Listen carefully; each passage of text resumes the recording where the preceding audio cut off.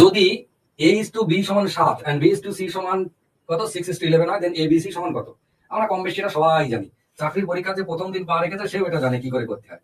a is to b সমান বলা আছে, b is to c সমান বলা আছে, তাহলে abc সমান জানতে চেয়েছে। এর একাধিক পদ্ধতি রয়েছে। আমি দেখবেন ইউটিউবে একটা ভিডিওতে অনেক পদ্ধতি দেখিয়েছি, অনেকগুলো। যেটা যেখানে এখানে অ্যাপ্লিকেবল আমি সেইটা সহজ হবে আর কি, সেটা আমি এখানে করব। a is to b এটা সমান কত? 5:7 বলা আছে। আবার b is to c এটা সমান বলা আছে 6:11। ঠিক আছে, এবার এটাকে বলা হয় গস সিস্টেম। কে আবিষ্কার করেছিল জানি না। এই দুটো বি বি করে রাখতে হবে, মানে a is to b আর b is to c দুটো বি কে এরকম ভাবে কোণে কোণে আমরা লিখবো। বি এর তলায় বি লিখবো না, তার পদ্ধতি আলাদা আছে।